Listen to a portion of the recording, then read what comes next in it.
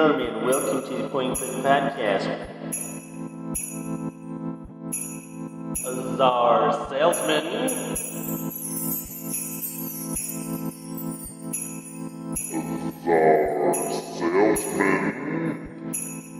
We pretend people care about our opinions. We pretend people care about our opinions.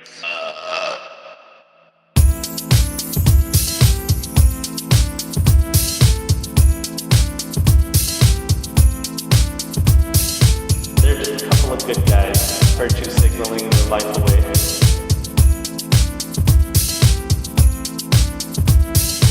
It smells like wet dog.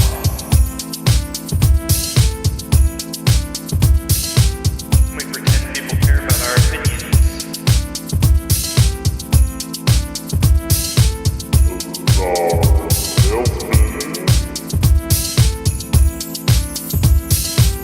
We pretend people care about our opinions.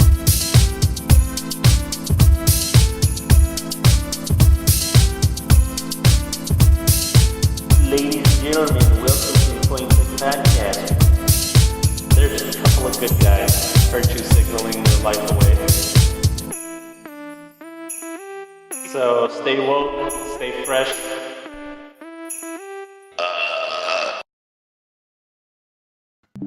All right, ladies and gentlemen, welcome to the Point and Click Podcast. My name is John the Wise, and I have with me my illustrious co-host, Czar Salesman.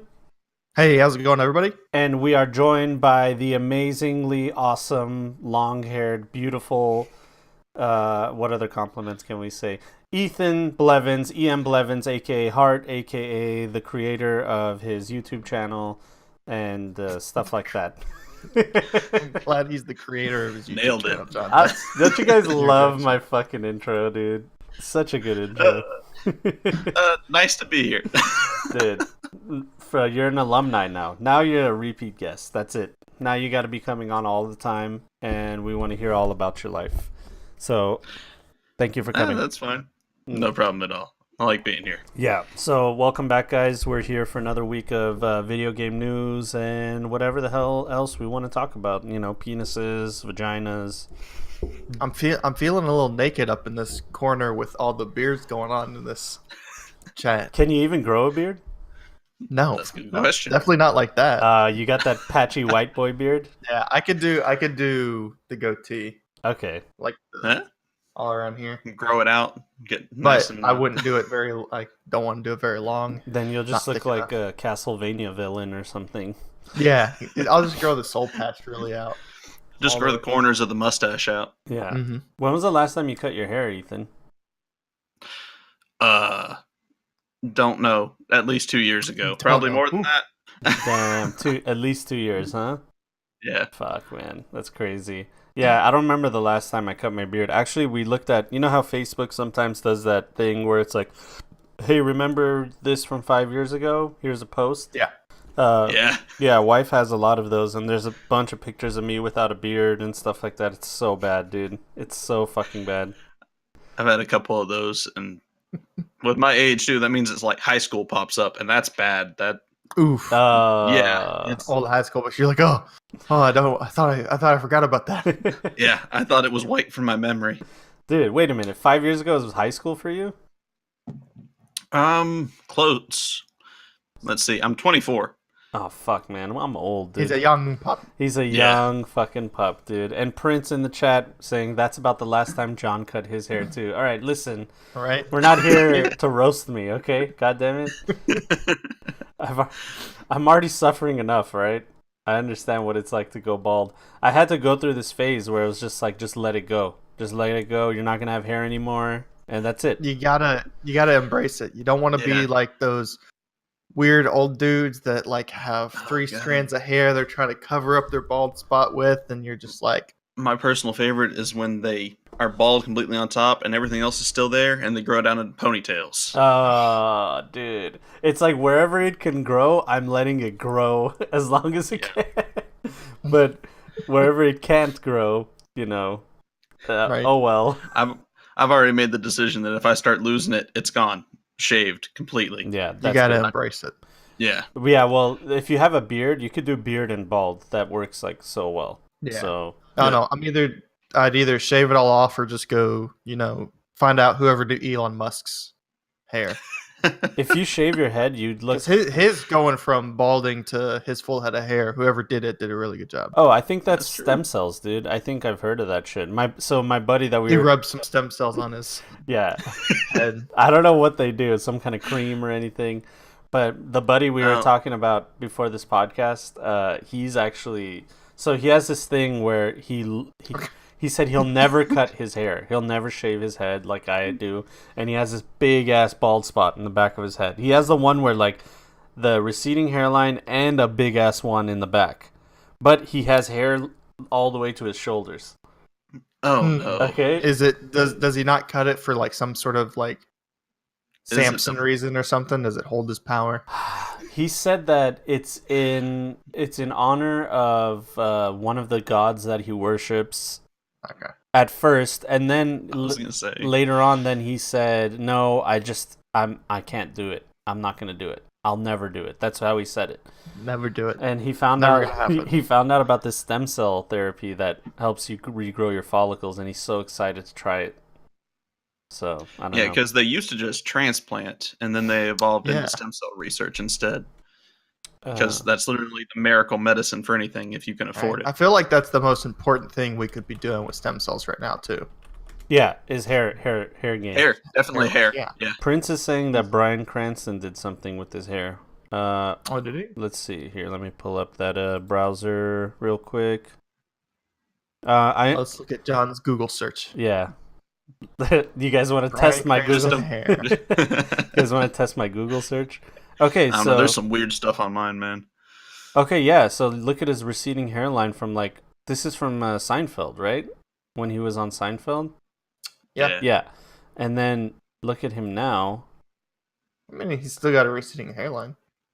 But Prince is right. It does. It looks like it stopped receding though. Yeah, Yeah. but I mean, some people stop receding. Like, I mean, their hair goes back, and then Yeah, like his may have just stopped, it's true too. Oh my God, My grandfather's is that hairlosstalk.com. way. There's a forum or for he could have. there's a fucking forum for hair It's a loss. dude. forum. Dude, dude. There's a lot of dudes with serious like self-worth and confidence issues over that.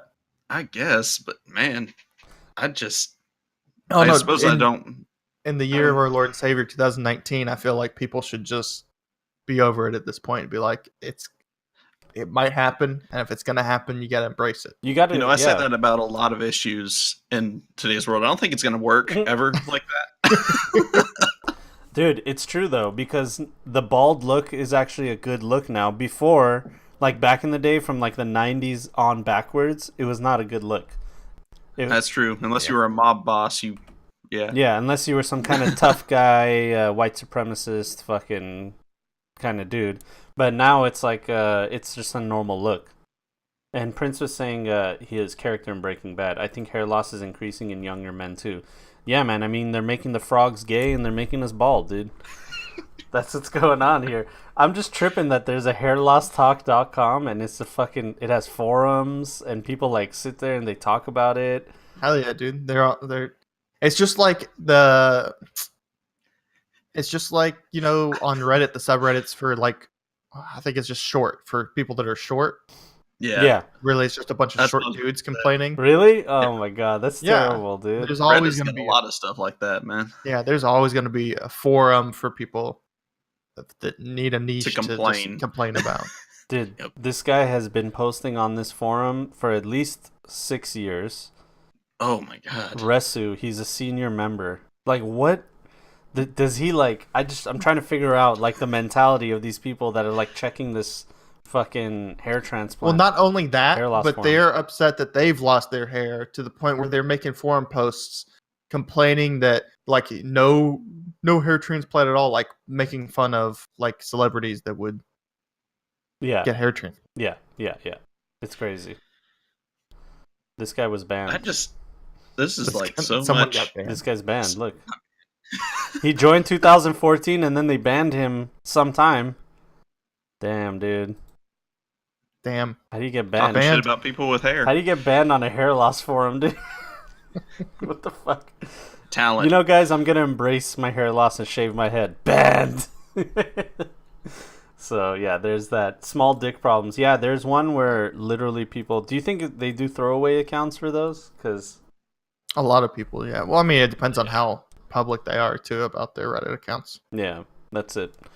Anyway, That's true. we somehow get to talking about dicks on this podcast, no matter what. Whether they're small dicks, big dicks, black, white, doesn't matter, dude.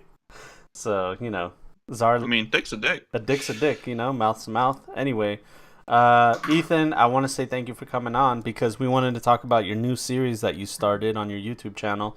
For those of you, Finally. yeah, for those of you who don't know, Ethan, the way we found him is Zara and I stumbled upon his YouTube channel, and he has a bunch of videos, and this guy puts in so much work of he does role playing in his video game. He plays video games, and while he's playing, he's like role playing the character, and there's like a story arc that he plans. And I think that you're also doing some writing on the side, right? Like you're actually going to write a book.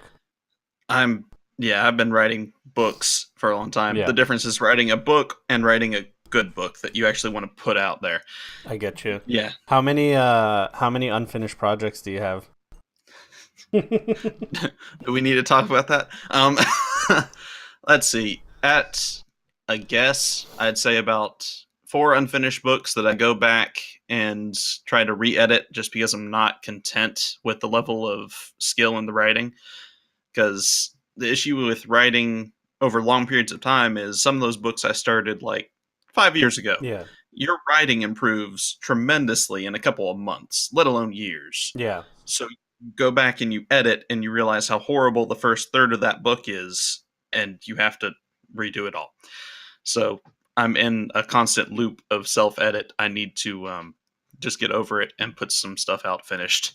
No, I get what you mean. I was like that with my the music that I would write. It would be a bunch of like I would get like the meat of the song and then I would never finish it. And then I did that like times a million. So there's a bunch of unfinished songs out there, and then when I would listen to them again, I'm like, "Oh my god, this is garbage." And I just delete it. Yep. My life in a nutshell. Yeah. Yeah. And then, of course, on top of the writing, I have all the YouTube stuff that I've been working on, Yeah. and most of it's like been recorded but not edited or partially recorded, and I didn't like some of it, so I had to rescript, and yeah. Yeah, what would you do? So your new series right now, it takes place in Skyrim. I saw that you put some mods in the game. Not too crazy, nothing like insane. Not No, like big digs to Skyrim or anything yeah, like no, that. No, unfortunately. It was tempting, though, don't get me wrong. Come on, man. No, it's primarily just immersive mods and fixed mods and stuff like that to help with the role playing. I didn't want to overmod it. One, because turns out recording Skyrim is pretty intensive on even a modern computer if you have a lot of mods on there. Yeah. Funny how that works. Yeah. And I prefer quality over having a couple things look more pretty. Yeah, I'm Right. with you.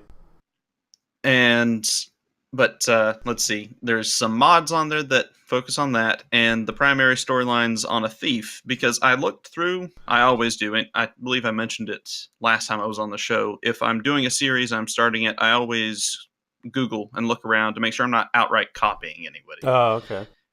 And most of the role plays that I found on Skyrim were very warrior, honor-bound, Nordic.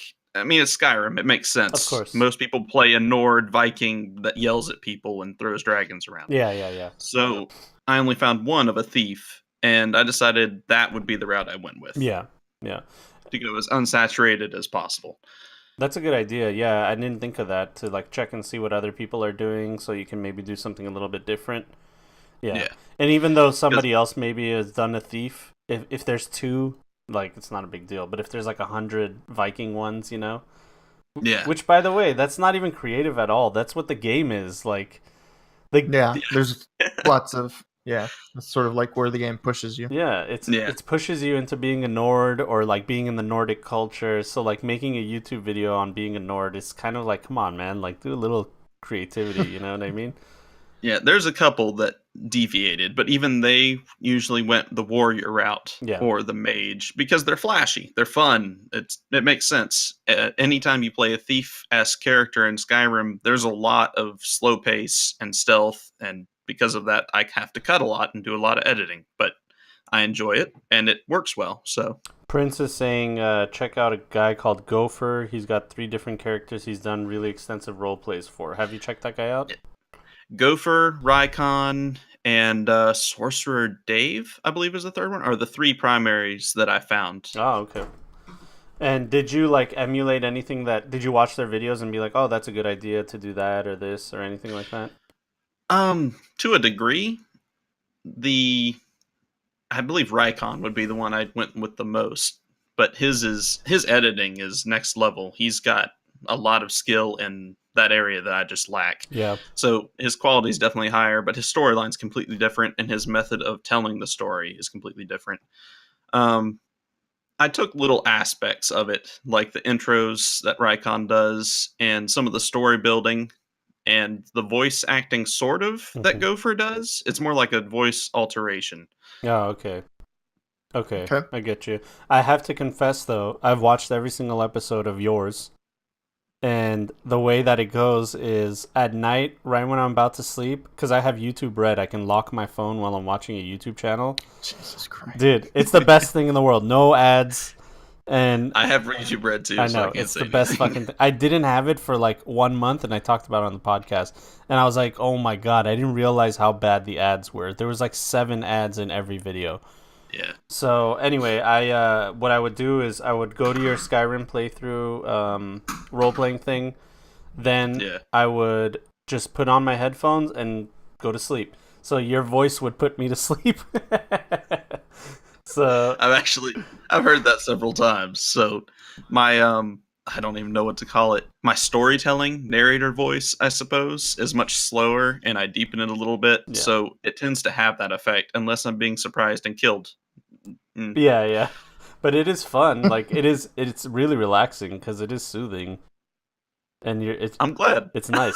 But anyway, I liked your series. I also noticed that you tried that alternate start that we talked about the last time. Yeah. Where you start in a different town instead of starting in Helgen and all that shit. And it's cool. And it's helped tremendously too. The Helgen thing locks you in to so many. It's very hard to write a story around that. Yeah. Because it locks you so hard into that scenario.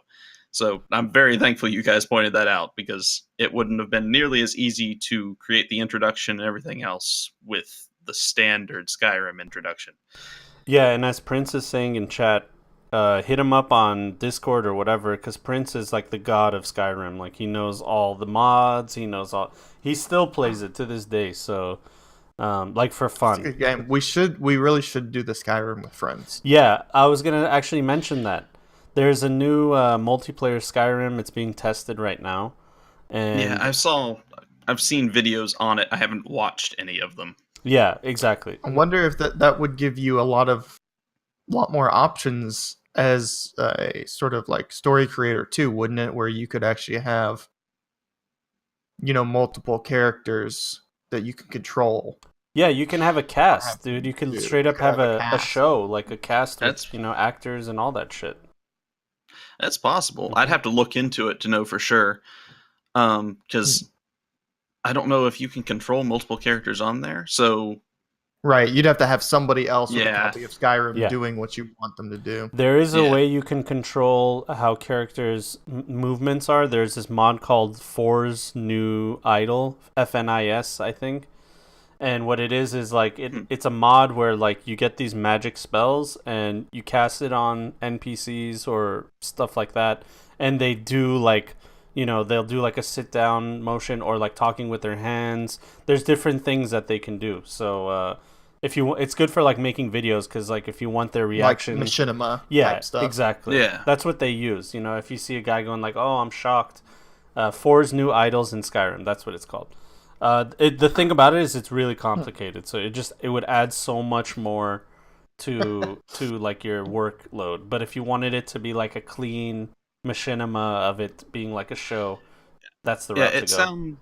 sounds like it would be useful for the introductions that I do, because that was one of the biggest issues I had with Skyrim. And Everywhere Nights, it wasn't an issue because all you have to do is basically do a storyboard because there's nothing else you can do, and it's mostly voice acting. Yeah. But Skyrim, everything's moving and everything's gorgeous by comparison. So I wanted to actually have moving parts to it, but I couldn't figure out how. So it ended up just being a boring thing of him sitting there talking about himself. Yeah. And it worked, but it wasn't really what I was after. Yeah, but I think you did a good job, because then you cut away to scenes of him like fully decked out in armor, standing on like a cliff, you know, and then back to him at the bar. So it actually, you made it work for you anyway, so it's all good. You don't need any of that shit. You know what I mean? No, but it's always good to try to increase your quality. Yeah. So it's something I can make note of for future.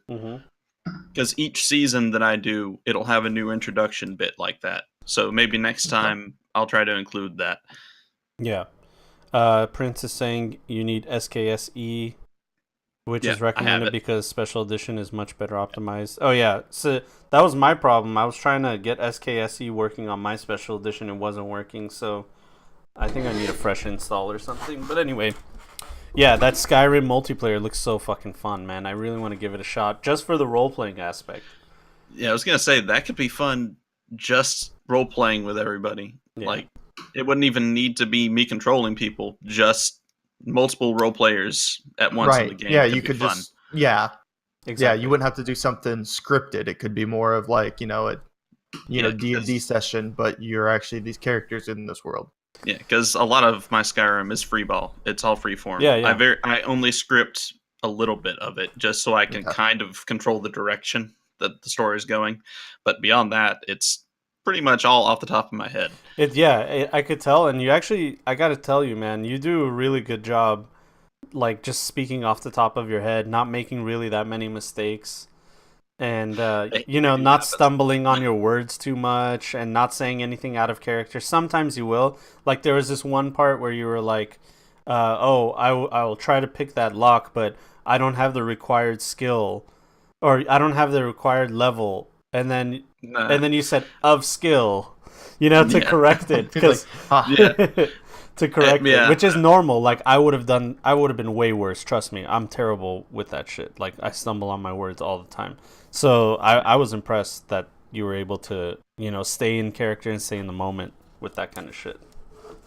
Yeah, I have a couple stumbles. There have been more than I assure you, but sometimes I don't cover them up, and it's because I'm so rusty. Because I went from doing videos so often, and then I had a month, I think it was like a month, maybe a 2 month, and that hurts, period, where I couldn't put anything out because I was so overworked over the holidays between the day job and writing that I just didn't have the energy. I got so rusty.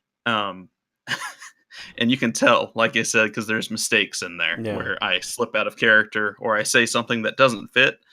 Like, I've caught myself saying God a lot, which makes no sense in the context of Skyrim. They don't have a god. They have divines or gods. They're pagan, so they have multiple gods and stuff like that.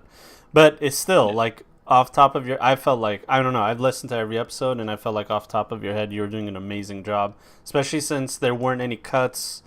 There were very little cuts. Like, it was a lot of, like, I go here, I talk to this person, then a loading screen, I go there and I talk to that person, and you didn't really make that many mistakes. So most of the cuts have just been for long distance travel. For the most part. The boring stuff. There's a lot of boring stuff in between. So I get it, but I do like the fact that the NPCs talk back to you, and then if you're just listening and you're not watching, which I was doing, I could hear them talking, and then you're talking back to them. So it's like you're actually having a conversation with somebody, and it's really fucking cool. Yeah, but I enjoy it. Yeah, I like it. I don't know if you've seen the newest one. I think my favorite part of it is actually the death, how I've handled death in that setting. I probably fell asleep. The first 20 minutes, the first 15 minutes of each episode, I'm like locked in, and then I just disappear into another world when I dream. That's all good. Yeah. I don't think it happens until the newest one anyway. Okay. I think 4 is the first time I actually died. Oh, okay. That's because bullshit bug. How did you handle that? What did you do? I've handled it to where when he dies, it's a very sudden cut and it fades immediately to black, just like it would be if you took a hit to the head and you died. Mm-hmm. And then immediately I have it fade back to the previous save location or somewhere close-ish, and I have it as a sort of premonition of death. And he handles it as if he's had it most of his life and it saved him several times. Part of the whole he's special Dragonborn thing. Okay. That's actually a good idea. So it's like if he dies... That's interesting. Yeah, then when you come back to the save, you're like, wait, maybe I shouldn't go that way. I have a feeling something will happen. Yeah, and if he has to go that way, he changes tactics and is usually ruthless as fuck and just immediately guns them down without mercy. Yeah. Because they just killed him in his head. Exactly. Which, yeah. That's pretty interesting. That's fun, man. That's cool. So do you have any other plans other than you're going to stick with this character and do you have a set amount of videos and then you're going to do like a different thing or? There's probably going to be, because today is my second recording day, so I have to do a lot of editing, but I have a schedule that I'm going to attempt to stick by, and to do so I need to have a bunch of days in a row where I just record as much as possible, edit them down. But the goal is to have 2 to 3 different series going so that it's not just Skyrim on the channel, not just Neverwinter Nights on the channel, to try to differentiate it a bit more. And I've been recording all kinds of games, but I'm going to try to stick to one, which is older fantasy games like Neverwinter Nights, Baldur's Gate, Icewind Dale, stuff like that. Mm-hmm. And then Elder Scrolls. It'll be Skyrim for now. It might eventually become Oblivion or another Skyrim playthrough or whatever. Yeah. The idea of a Skyrim playthrough ending seems highly unlikely because there's so much to do in that game. Yeah. And I want to try to include something else. It's either going to be Fallout or BioShock, which I've never played any of those games. Oh. Yeah. You never played any Fallout? Nope. Oh. I played a little BioShock? Nope. Damn. I played a little bit of Fallout 1 when it first came out. No, not when it first came out. I wasn't born yet. But it was during that era of early gaming. Yeah. I played a little bit of it with like Warcraft 2 and stuff like that. And that's all. I don't remember any of it. Yeah, Fallout 1 and 2 were made by Obsidian.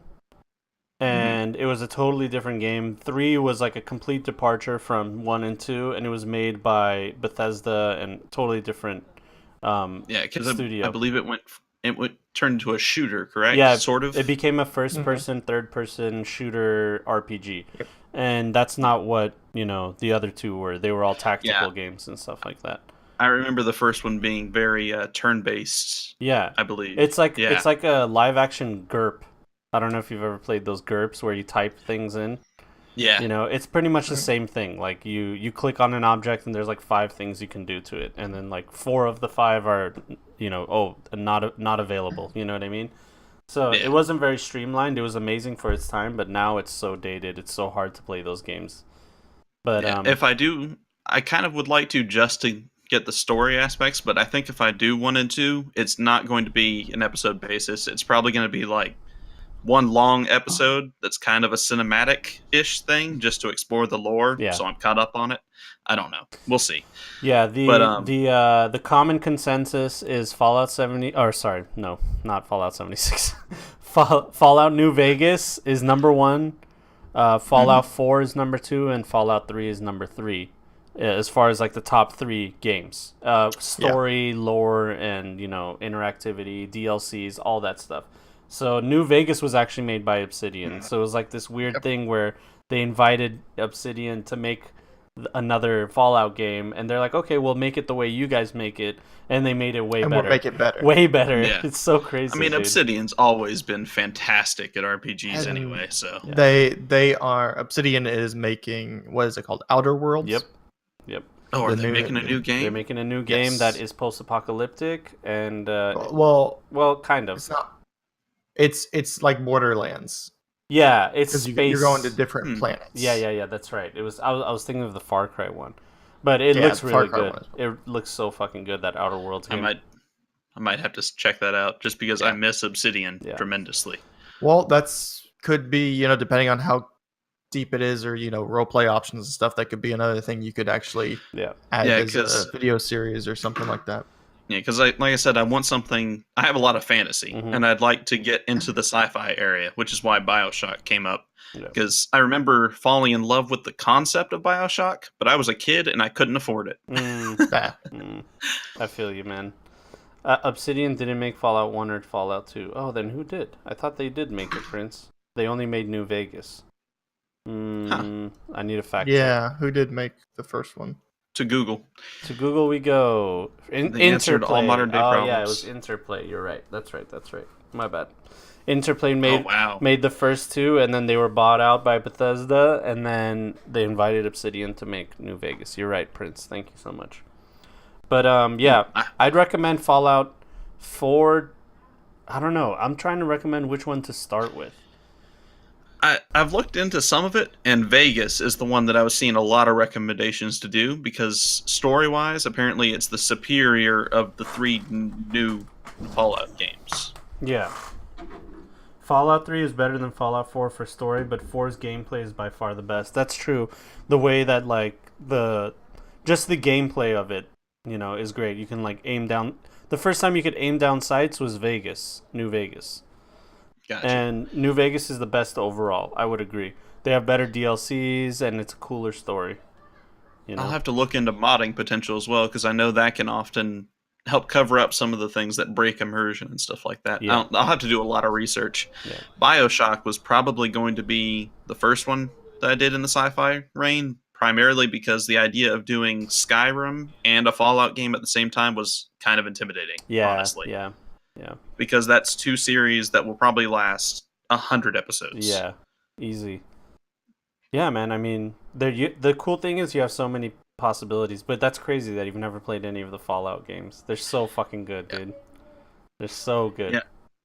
I've heard nothing but that, and for years now, and I've just never had time. But with the channel and with the options that I have for storytelling and everything, I thought it would be a good opportunity. Yeah. So I'm curious to see if Fallout 76, even though it's a shit game, their intention of it was to be a role-playing game for role players. Mm-hmm. You know what I mean? what I saw from it is that it was supposed to be a heavy survival roleplay based scenario. Yeah. But I've seen nothing but bad stuff about it, so I don't know. I haven't looked too far into it. Yeah, it's just that their intention was to make it one game, and it ended up being a pile of shit. You know what I mean? So that's just how it goes, and nobody's enjoying it at all. Yeah, I've heard that. Even Oxhorn, who I've followed for years, I don't know if either of you guys have heard of him. That's how I know a lot of my Fallout lore from. That's why I fell in love with the universe. Yeah. But he does lore videos, and he's dedicated to just Fallout stuff. Okay. Even he was like, this game is barely playable. I only play this for the lore, and then I get the fuck out. Yeah. Apparently, there's a lot of lore. There's a lot of tape, because there's no NPCs at all. It's just all messages and tapes and stuff like that, and that's the only way you can contact people. Yeah. So yeah, I don't know. Yeah. I'm wondering if the multiplayer aspect of Fallout 76 will make it fun to be with your buddies and do some role playing. You know what I mean? Because I don't know if you've seen those guys that did the GTA one. They were popular on Twitch. They did that GTA Online. One of them was like a sheriff. It was a role playing group. Giant Waffles and I forgot the Sheriff Eli and Giant Waffles and stuff like that. You guys never saw those guys? You've mentioned a Sheriff Eli before. Yeah, it's GTA on GTA 5. They have this online server that's a custom server where you can go buy gas and pump gas into your car and have a job and get arrested, and so you have to abide by the laws and stuff like that. And the role playing was top notch, and there was so much fun shit that would happen. And I always thought to myself, it would be cool if I could get me and a bunch of buddies to do that with a different game. You know what I mean? Yeah. So I don't know. I'm thinking about Fallout 76, maybe making it fun that way. We do have something in the news about them, by the way. Right. So. Doing something like that, because we all got Grand Theft Auto online, Grand Theft Auto 5, and we're doing stuff online, and we talked about doing role playing. Yeah. We did. but we just never did it. No, we never did it. So Yeah, I haven't done group roleplay since my D&D days. Oh, really? And yeah, because it's very difficult to find a group that you work well with. yeah, Because things can go sideways real quick if even one person is not on board with the decision or decides he wants to break character often and change everything up, and it can become a mess. yeah. That's exactly what D&D is all about. Having the right group, man. It's so hard to find the right group to play with. It's so hard. Yeah. After I moved from Chicago, I didn't have that option anymore. So, which is partially how this all came about. So I suppose it was a good thing in a way. Yeah. So you move. Wait, where did you move to from Chicago? I am currently in Tennessee. Tennessee. Doxed yourself, son. Dude, Got him. your neighbors Man. with Czar. Then you guys should hang out. Yeah. Clarksville. Wait, are we? Yeah, he's in Clarksville. Huh. Now you're even telling. Damn, he's doxing me, boys. Yep. Yeah, get it now. Yeah, I live I'll outside inform- Nashville. I'll inform you of my specific location outside the podcast. So you guys can give each other handies in the parking lot. Yeah, obviously. Parking lot of the old Opry. All right, that's it. Anyway, let's get that. We got that thing in chat, but let's do it again. The link to his YouTube, and then I'll have it on my Discord too. You guys, please check it out, subscribe, all that juicy shit. Is that the one? Yeah. Yeah, that's the Yeah, I one. was making that's our sure. link. Yeah, that's the right one. Yeah. Okay. And yeah, I mean, it's fun to listen to. It's Skyrim. We all love Skyrim. And I think that's awesome that we gave you a suggestion and you ran with it. And it looks really cool, man. And I fucking love it. So we'll definitely keep an eye on it. I'll be listening to it as I sleep. Well, I'm glad. Yeah, it's fucking great, dude. It's amazing. Oh, the one note I was going to give you is the in-game audio is a little low as far as the dialogue. Whenever people are talking, when other NPCs are talking, it's lower than your voice. So it kind of like takes me out of the immersion because you guys aren't on the same audio level. Yeah. So you can turn down everything else, but leave the voice actor volume up. You know what I mean? Yeah, I'll have to look into the settings because I feel like I tried to do that. I think something got in my way. I don't know. I'm sure there's a way to do it. Even if it's just editing, I can do that. Maybe you did it in the fourth one because up to the third one, whenever you talk to somebody, their audio would be a little low, and then yours would be not that much higher, but it was just like significant enough that it was That you could tell. That you could tell. So, but that's it. It's not a big deal. I still love it. Anyway, you guys ready for some news? Let's get into it. We talked about things like this. All right, let's get back into the news. Hold on. Let's get back on to hairloss.com. Well, I guess we could just start with this. Okay, let's start with this piece. All right. All right. Here it is. Bethesda gameplay. First of all, I want to say thank you to everybody that has given us articles in my Discord and contributed to the podcast. I really appreciate it. We have like 5-6 articles here from people that have put it into our Discord. So thank you so much. Awesome. But yeah, here we go. This is one of them. Bethesda game placeholder on Amazon shows a Fallout style countdown video. So this is from back in the day where Amazon and Google, both of them said, hey, we're going to start making video games. Do you guys remember that shit? No, the fuck you talking about? Yeah. They said it a while ago, like almost a year ago or a year and a half ago. They both said that they were going to get into the video game space and start making video games, and then we heard nothing else from them. So a lot of people forgot about it. But there's some kind of Bethesda placeholder video trailer, and this is what it looks like. It has that whole 10-9-8-7-6 countdown thing, grainy video. Yeah. But it doesn't say anything about Fallout. It just looks exactly like the Fallout thing. And we don't know what it is. Is it a new Fallout game on Amazon? Is Amazon going to be the new Steam? Whatever this GIF is doing, I'm doing exactly what that GIF is doing. So I mean, they're trying to be everything, so I wouldn't put it past them to try to become the new Steam. Yeah, that's the thing. Like, we don't know, right? We don't know. That's interesting. I didn't even know that they were dipping into the video game market. Yeah, man. I never heard anything about it. It's a whole new thing, man. Anybody that the money in it is like, it used to be a well-kept secret, but the secret's out now. Everybody knows that There's people like Ninja out there making all kinds of money. There's people like PUBG making all kinds of money, and they want to get in on it. Especially someone like Amazon. Are you kidding me? Yeah. They own Twitch, so they're like, yeah, we need to fucking get in on this shit. Yeah, I mean, it makes sense. And Steam definitely needs competition. So if they do it right, I have nothing against it. So the placeholder was found by Wario64 and posted on Twitter. A standard, deluxe, and collector's edition are each listed for the item along with a pre-order option. Platforms are PC, PS4, and Xbox One. Because this is a placeholder, the release date is listed as December 31st and the price for all 3 editions is $60. Right. I mean, it's just a placeholder, so none of this information's accurate. Yeah, it could just be bullshit. It's probably just a countdown to Fallout 76 on Switch, let's be honest. Ooh, on the go? That'll save them. No, they just need to... Definitely. Yeah, well, they have a roadmap that I haven't read because I want to read it with you guys. There's a roadmap. Actually, let's just get to it right now. We're going to read the roadmap. Yeah, here We'll you start go. right there. Bethesda's plan to keep Fallout 76 relevant in 2019. So, I mean, to keep something relevant wouldn't have to be relevant in the first place. yeah. The game's dead. It was dead on arrival. How dare you?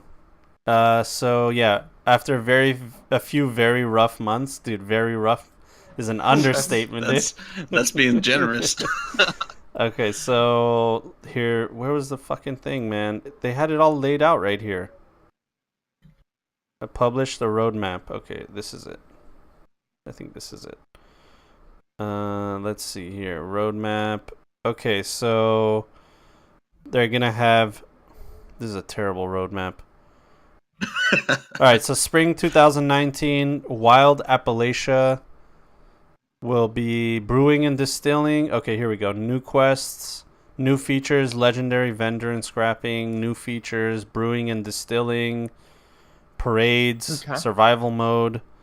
All right. Parades with what? They don't have NPCs. I don't know, dude. Chase away Old Man Winter and quicken the coming of spring with the ancient festival of Fastnacht.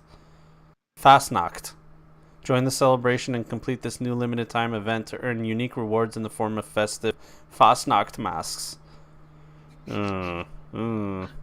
Anyway. A+ accent. Thank you.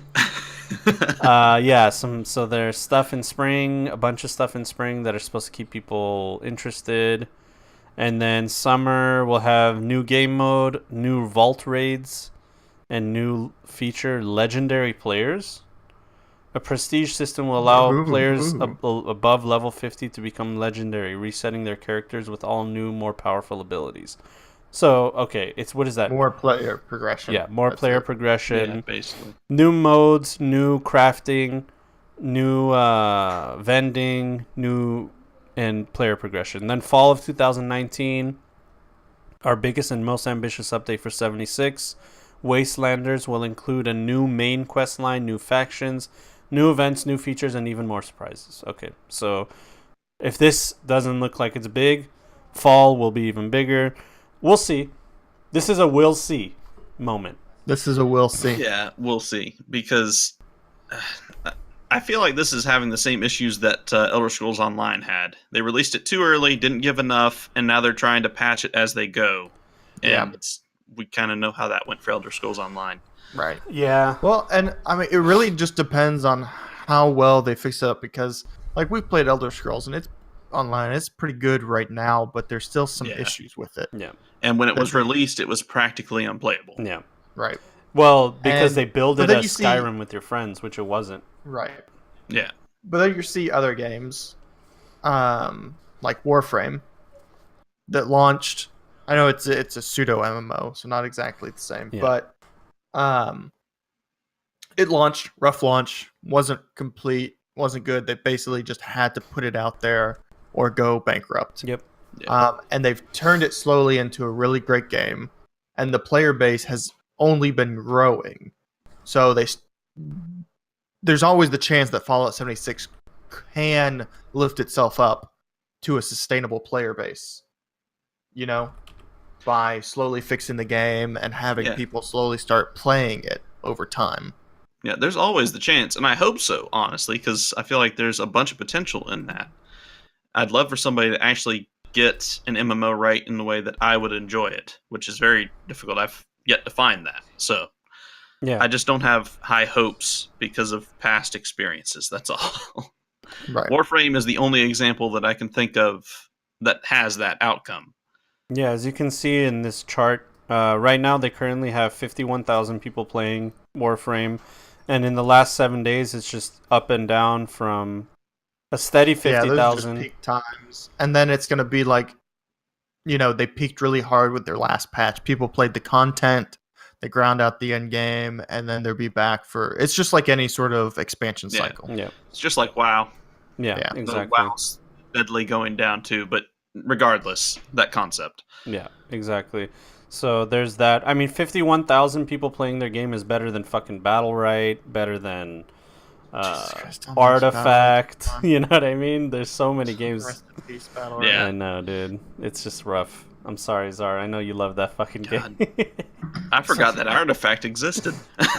Oh god, Artifact. So did everybody else. Forgets that fucking card games. Am I right, man? Yeah. Jesus Yep. Christ, can we stop it with the card games? I know. But yeah, I mean, this could be a redemption moment for Bethesda. I feel like they have the tools to come back from their disaster. I don't understand why they couldn't come back from it. Yeah. They're one of the major powerhouses for gaming right now. Yeah. As long as they don't misstep like Blizzard did, they should be fine. Yeah, I don't know what. I guess we should look into this at some point. Is the current technical state of the game? Yeah. Because it had a lot of issues, a lot of technical issues. Yeah, there were a lot of Unlocked bugs in and gameplay. weeks afterwards, lots of things. The FPS bug was huge because that was something that's sort of like built into the engine. That's an issue. Yeah. And so I'd really like to get sort of like and the problem is I don't own the game, so I'm not going to do it myself. So I got to trust someone else to do a technical review. Yeah, exactly. And see where it currently stands, because that's, I think, what the biggest thing that people are worried about is the technical improvements of the game, because past experience of Bethesda is Bethesda never fixes their bugs correctly. Yeah. Yeah. Yeah. Well, They often rely on mods.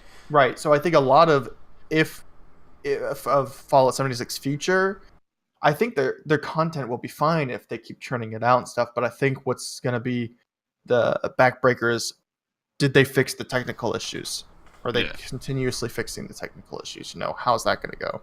I need to revisit and see where all that stands. I really wanted to like this game, and still to this day, I kind of want to give it a shot just because of the idea of it. I love the idea of it. And any kind of like Fallout game where it's endless content, which is pretty much what this is. They just wanted to make a Fallout game where they could just keep adding content and keep generating revenue. I like the idea of that, because you never run out of things to do. You're always playing Fallout, and you're doing it with your buddies. So if this spring patch is any good, I might give it a shot, but I'm really just waiting for... It was like No Man's Sky. I'm waiting for people to say, like, hey, this game's actually good now.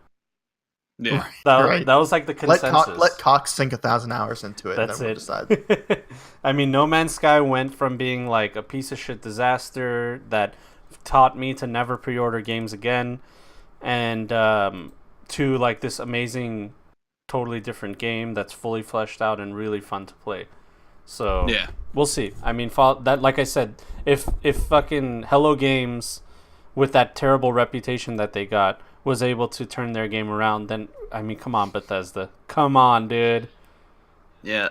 I feel like how Blizzard did it too. I think they've gotten too big for their own egos, and they're just kind of...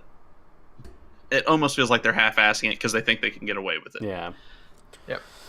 And just making decisions that they know the fans aren't big on, but they're going to do it anyway because they're Blizzard or they're Bethesda or whatever it may be. Exactly. Yeah. A lot of the large gaming publishers and developers have been running solely on IP recognition Yeah. and nostalgia to push products rather than innovation, good polish, and stuff like that. Yeah. Yeah. Those days are gone, man. The days of it's another Blizzard game, let's give it a shot, are gone. Well, I mean, dude. you got to think about it too. Like, a company is just a company.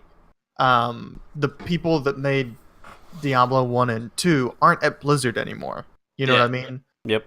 So Yeah, you're right. yeah, You're the right. people make games, not companies. Yeah. So Yeah. the people that made those games great aren't really part of Blizzard anymore. So Mhm. is Blizzard going to continue to cultivate an environment that attracts those kind of people that can make these great games. The problem is I don't think they do currently. No, I don't know. especially with. It's not like it's easy to be an indie game developer, but it's so much easier now than it ever was before. Mhm. Oh, yes. And a lot of them just don't see the point in joining the big companies anymore with their Right. current reputation. Yep. I mean, Yeah, it was. I think it's some of the guys that did Diablo 2 work at Grinding Gears Games on Path of Exile. You know, and some of them went on to do Torchlight, actually. and some of them went on to do Yeah. Torchlight. Like Yeah. you know, there's other places for them to be and use their skills in a way that they weren't going to get to if they continued at Blizzard. Yeah. I mean, technically, Blizzard hasn't made a failed game yet. Other than Heroes of the Storm, which wasn't a complete failure. It just wasn't at the level that they wanted it to be. It wasn't they're not going to keep spending money in esports. It's not technically a failed game. I think there's still plenty of enough people play it that it creates revenue. And even without the esports, there's enough people spending money on the microtransactions and stuff like that they make so much fucking money from that game. You know what I mean? Especially for me, I spent like $1,000 in that game over time. I don't even want to look and see how much I spent on that game. No, I'm sad about it too, especially with how dead it is. Dude, I literally would buy the hero as soon as it was released for the first 2 years of the game, dude. Yeah. That's crazy. It's bad. Yeah, it's really bad. Anyway, that's it for that. Let's move on to the next piece of news. Well, Prince says they made profit off HOTS. I spent too much money on that game too. Yeah, we all did, dude. We all fucking did. Next piece of news. All right, I will keep my ad. What is this? Yeah, I went to open this. Fucking AIDS. AIDS. I have ad block for a reason, motherfuckers. All right. Rox and Vega Squadron receive warnings for in-game misconduct against all-female team. This is on League of Legends, right? Yep. So let's see. Rox and Vega Squadron. They are part of what team? Russian LCL team? Russian. Okay. Dude, it's always the Russians. With the disrespect. Yeah, so let's see. What did they say? Signs of disrespect towards Vevictus, which is the other team. Riot found that this disrespect broke its discrimination. So what did they say, man? They intentionally stretched out the match. That was Vega. Okay. They intentionally stretched out the match, which was clearly BM. They won the game. Yeah. I watched a couple clips from the event. Rox is the one that they banned 5 support heroes against the all-female team. Oh, so that was like because they're girls, you know that they're like... Because they're girls, yeah. So they banned 5 support characters because girls only play support. Mm. Yeah, what a stance to take, huh? Interesting. I mean, I'm pretty sure these weren't even fair matches either. I think the girls team is plat and diamond players. Dude, how fucked up is that they demolished the girl team and BM them, bad manners all around. Yeah, that's so they both got warnings and it makes sense to give these teams warnings. Yeah, exactly. Or punish them in some way because it's okay, it doesn't really matter what you think of your opposing team or what you have to say about females in esports or whatever bullshit like that. You're in a professional setting and your job there is to play the fucking game. Yeah. Okay, so just play the game, play it correctly, and just win. Okay, and you don't have to BM or do the stupid banning stuff. So, it's your job. Treat it like one. That's exactly always been my stance on that crap. Yeah. And I think it's been a big issue in esports as a whole because the people that usually excel in esports are younger people because, reaction times, they grow up playing these games. They, the best way to be good at esports is to get into it early. Yeah. At a young age. Yeah. So you have a lot of maturity issues in the esports scene. Yeah. I mean, yeah, that's the thing. You have a lot of the time it's these kids playing in their own house too, so it's they're not in the environment where they're right. Oh, we're here, this is an arena, have some conduct, no misconduct. And no, it's just I'm at home, for the lulz, so we can talk about it in Discord later, you know what I mean? So They do stuff like that. I have an idea and I want you guys to hear me out.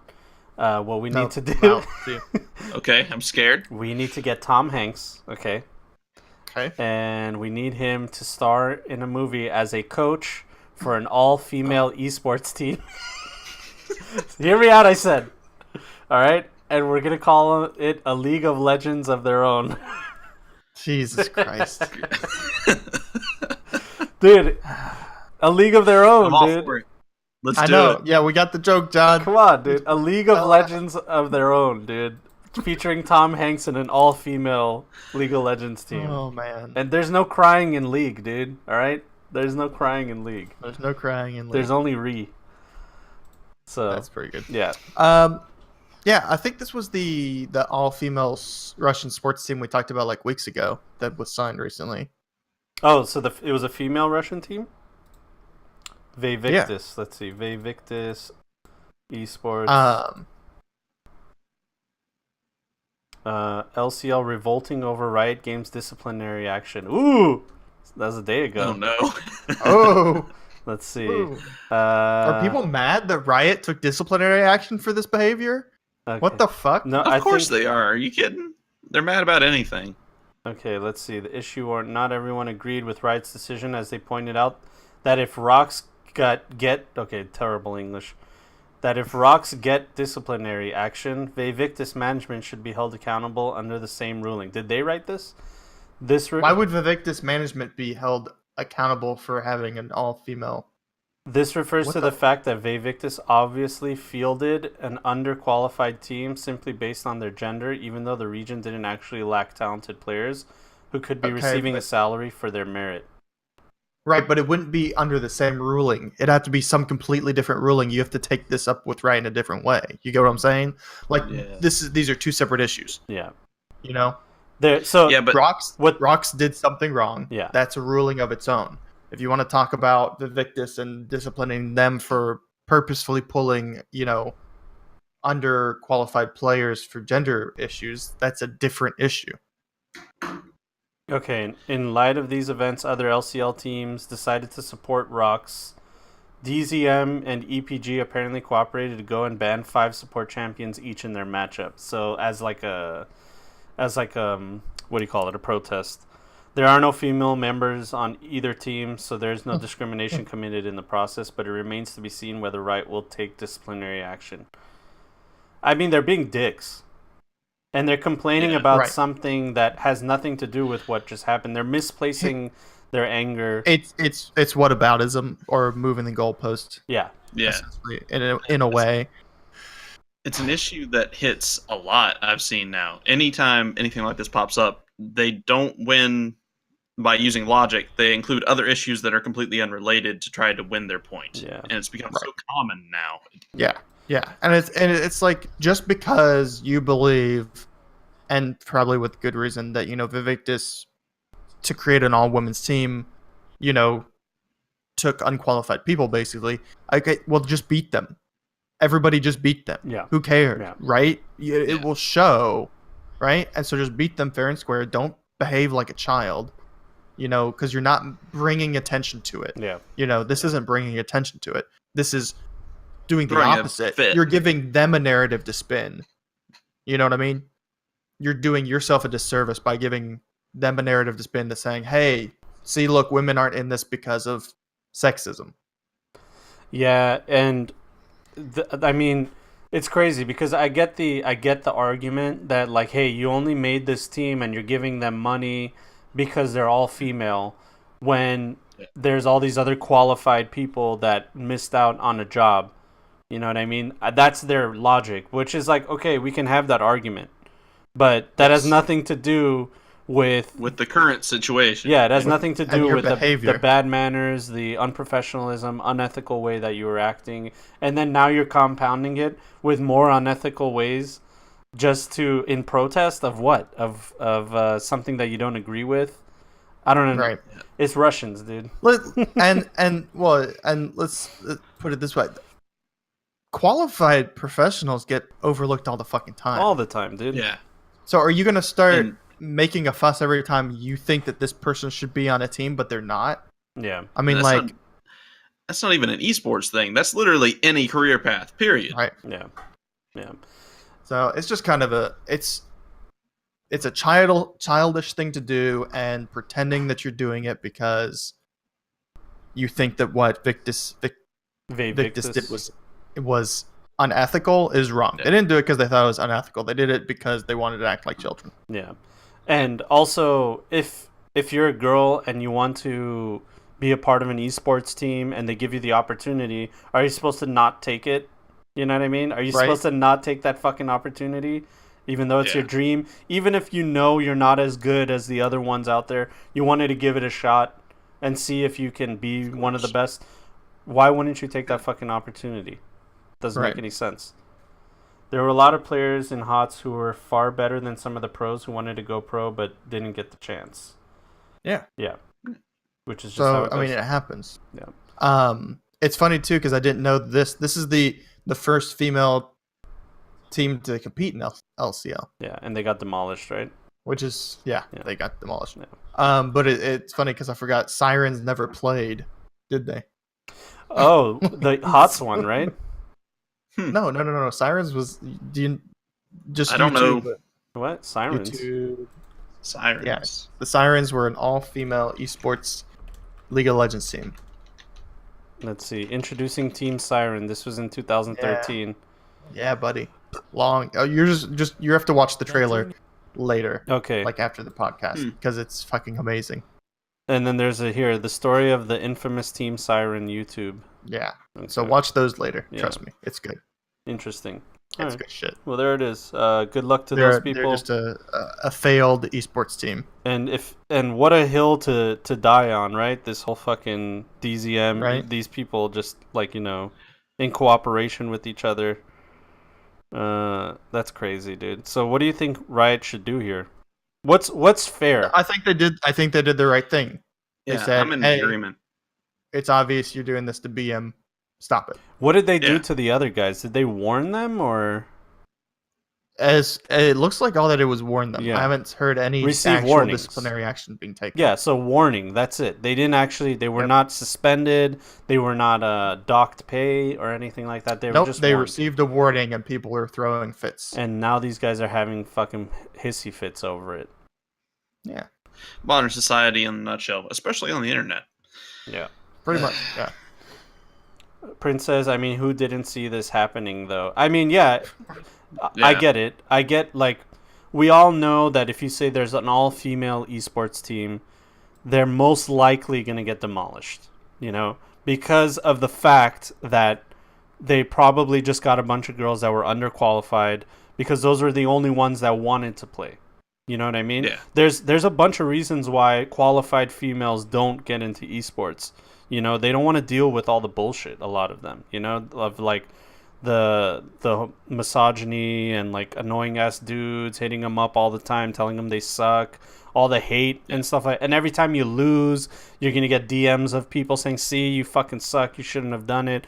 It gets tiring. You know what I mean? I get it. So maybe there's a bunch of qualified girls out there that don't even want to try it. You know what I mean?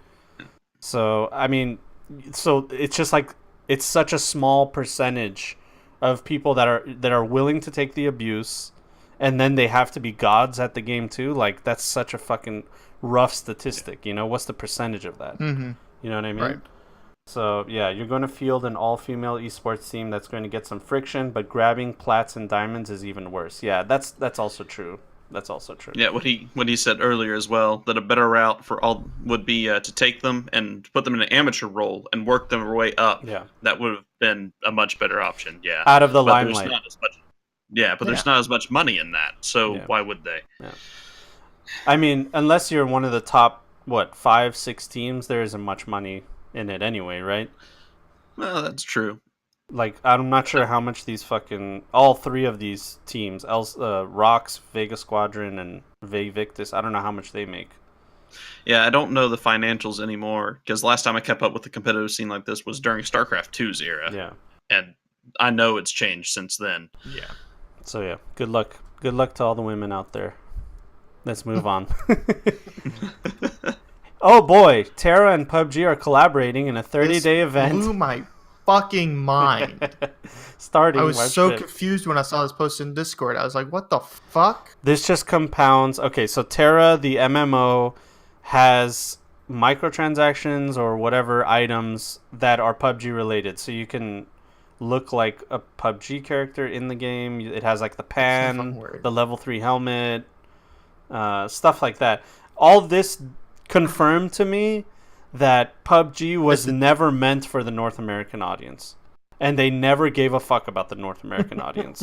This was always for... Well, not yet. Once Blue Hole picked them up, yeah. Yeah. No. It was always for the Chinese audience and the Asian market. Because everything they've ever done, any collaboration, any new skins, anything, has always been marketed for them. It's obvious. Because if you look at games like Ring of Elysium and stuff like that, they all have that same look that PUBG is going for. Yeah. So, yeah. I blame the Chinese. I tried playing Terra, but it was just way too anime and waifu oriented for me. And that's coming from Prince, dude. I can't play Asian That's MMOs. coming from Prince. I play it. Yeah, I played Terra as well, and it was just... Yeah. I'm pretty much a weeb. I love all of the Eastern cultures and stuff. Banned. I couldn't get into it. Yep, ban me right now. Do it. But I couldn't get into it. It was too... I guess he's got a good way of putting it. It's too anime. Yeah. It's too overdone, too over the top, and it just feels like a bad time. Yeah. It looks like a bad time. It has like little cats and shit and big pointy-eared weirdos. Yeah, I mean, fuck, man. This is just gross. Yeah, but think about all the hours you could spend jerking off to those big pointy-eared weirdos. It's true. John. It's true. There's a lot of Rule 34 that you can create by yourself in your basement. Prince or Jimble says I'm a weeb too. Don't fucking at me. Everyone's a weeb, dude. Everyone's a fucking weeb. So there you go, guys. Terra and PUBG collaborating. The collaboration you thought you never wanted. And then nobody does. I don't understand this at all, dude. I just... Well, if they're truly marketing toward the Eastern audience, makes perfect sense. Yeah. But for any North American, no. Yeah, but still, there's such... I mean, it's like there's such different games, too. It's like people that play shooters have probably already played PUBG. Yeah.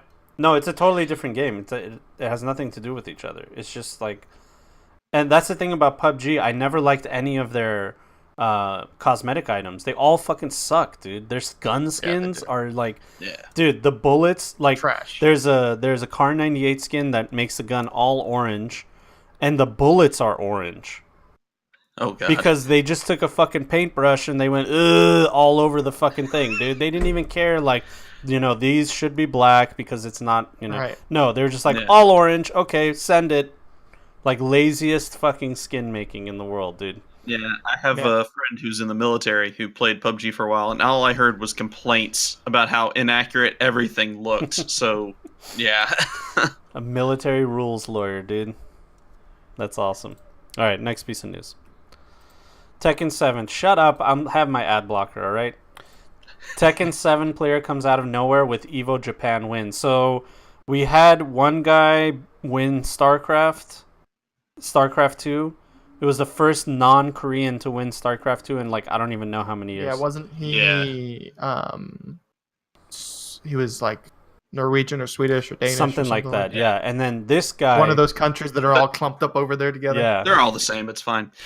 Damn. I didn't know we were... Jeez. We're... Watt power. Watt power. Don't let Moodify hear that. You know, get out of my country. Anyway, so this guy right here, he's one of the first non-Japanese to win Tekken and win an Evo in a long time, and he's from Pakistan. Yeah, but he's, you know. He's Russian and lives in South Korea. Oh, he immersed himself in their world. Good for him. Immersed himself. He adapted and changed. So this guy could never go to the Vegas one, the Vegas Evo, because he's in Pakistan. But he was able to get on the Japanese one. But check out this fucking guy. So, 23-year-old who goes by Arslan Ash.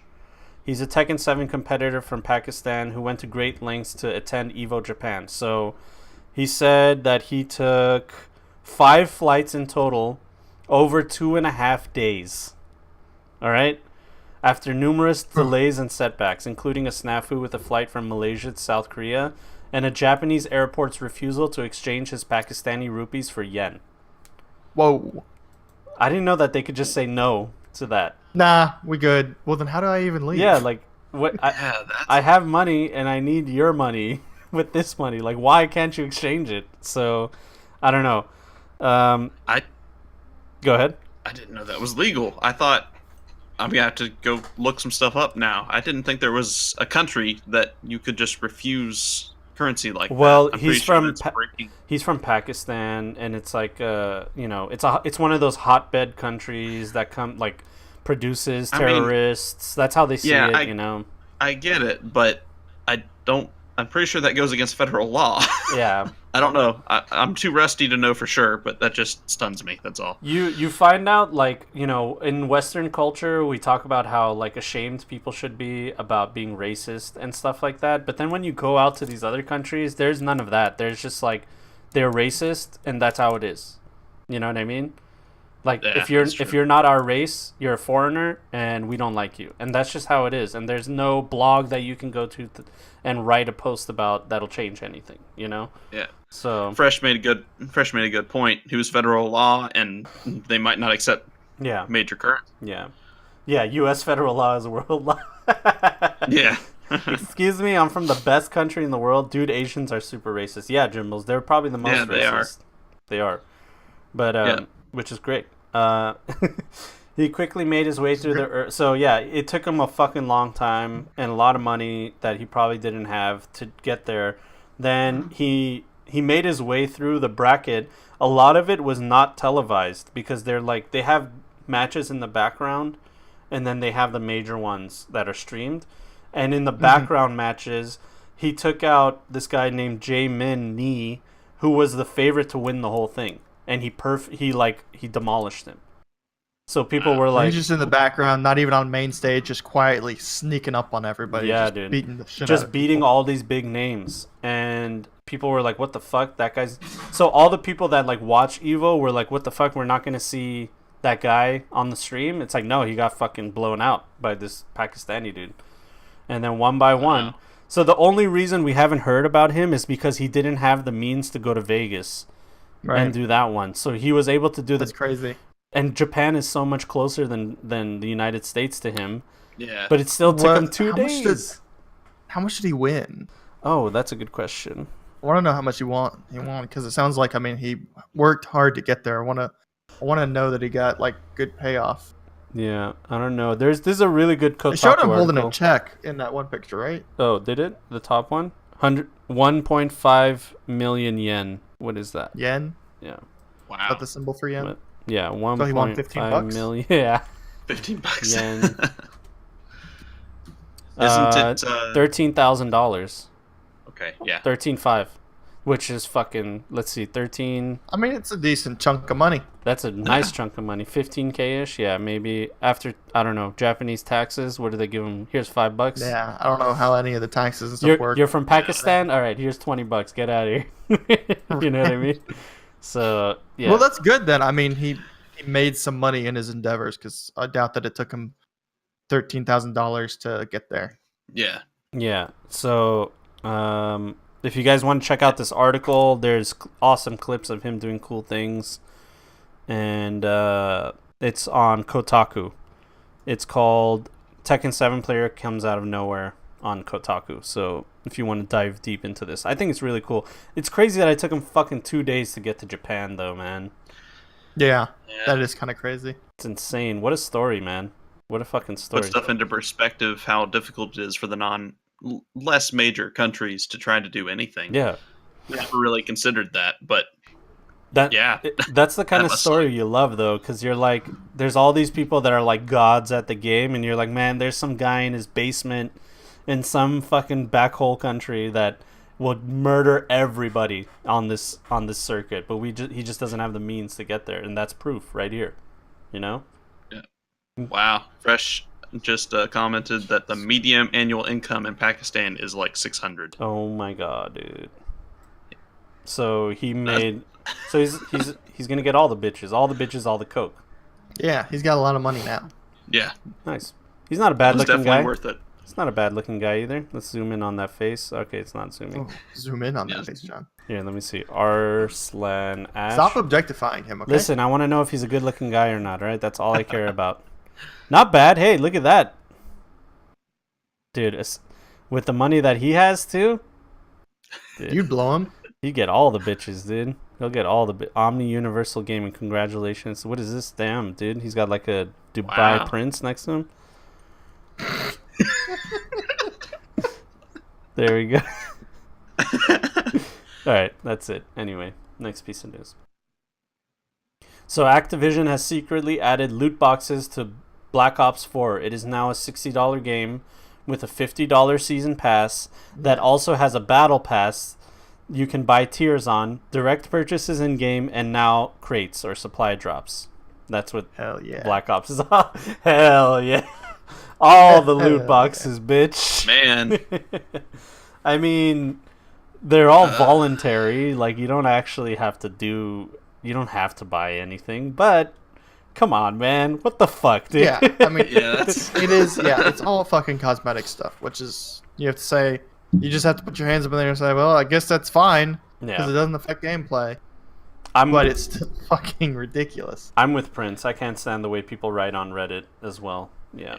The way he's writing it is like such an outrage, you know? Like, this is so outrageous. It's just like a funny thing. Like, it's not really... Yeah.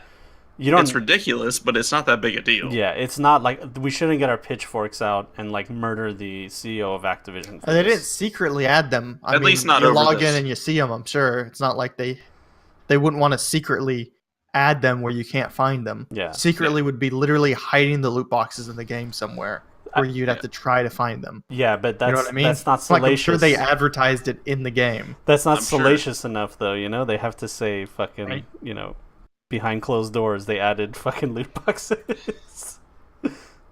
What do you think, Like I Ethan? said, modern internet in a nutshell. Yeah. Everyone just blows this stuff up for no reason just to get clicks now, and it's I mean, look how many internet points this guy got. 6 silver, 3 gold, and 2 platinum. I mean, Hell yeah. he gets Hell yeah. probably gets his dick sucked on the regular, dude. I mean, with all those gildings, why wouldn't he? I know I'll suck his dick. But yeah, of course, 114,000 upvotes. I mean, come on, dude. You know how many of those are bitches waiting, lining up at his door after this post? 114,000 dripping wet pussies, boys. Yeah, exactly. yep.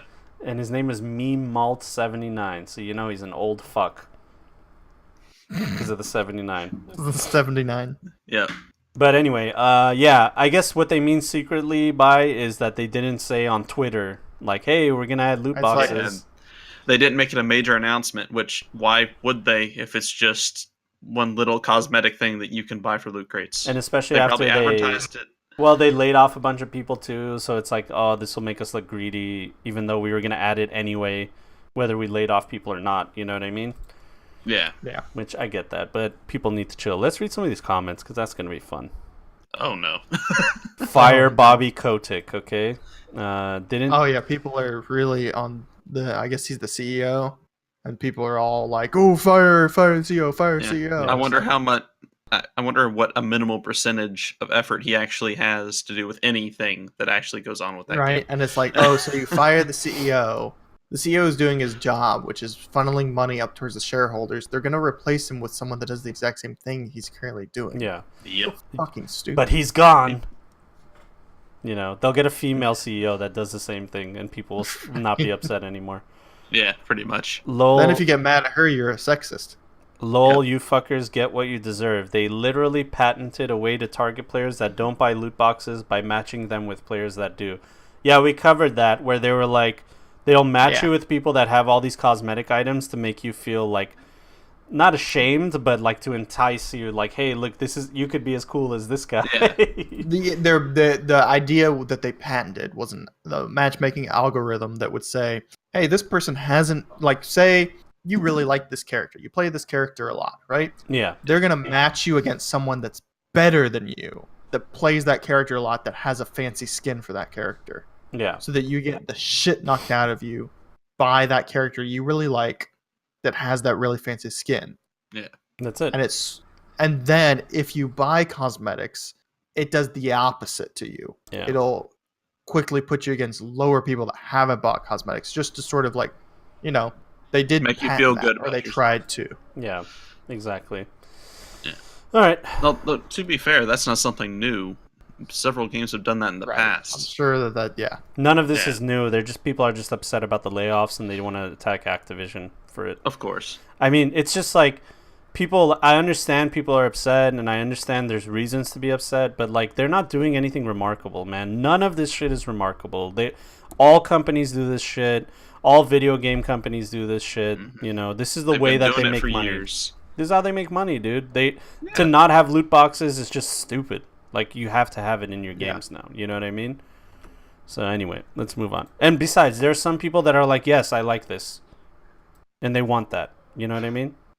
Yeah. So next piece of news: PUBG Mobile X Resident Evil 2 crossover. Oh, good. More PUBG crossovers. Dude, first of all, what's with the Japanese and putting X in like their like? It's edgy and cool, man. What are you talking about? Look at even the X, like the font of the X. It's jaggedy and uneven, and It looks like someone sliced it with the fucking katana, dude.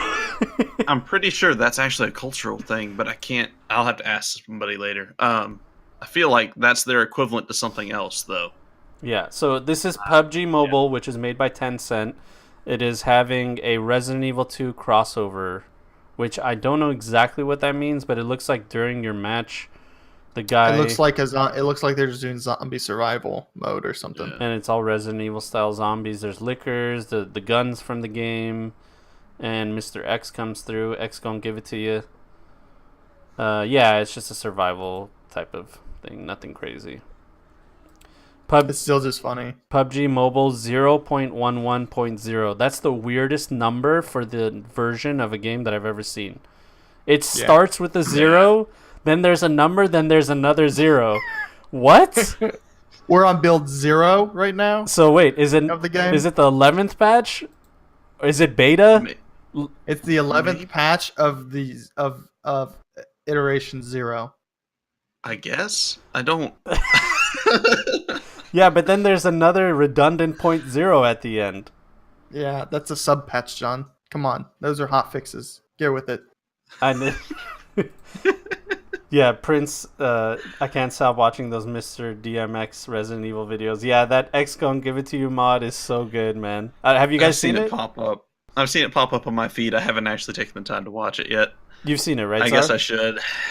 Yeah. Yeah, that's great. It's good. The internet's great. See, when stuff like that happens. I'm still dumbfounded by this. 0.11.0 is such a weird number for a version of a game. I don't get it, dude. I don't get it. All right, there it is. The crossover. You know, if you didn't like Terra X PUBG, you might like PUBG X Resident Evil 2. So there you go.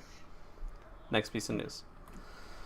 Looks like Google's finally going to show off what it's been doing with all that money it's spending on video games. This is from Jason Schreier. So Google, we talked about Amazon getting into video games. Google's finally going to talk about So they both had a countdown?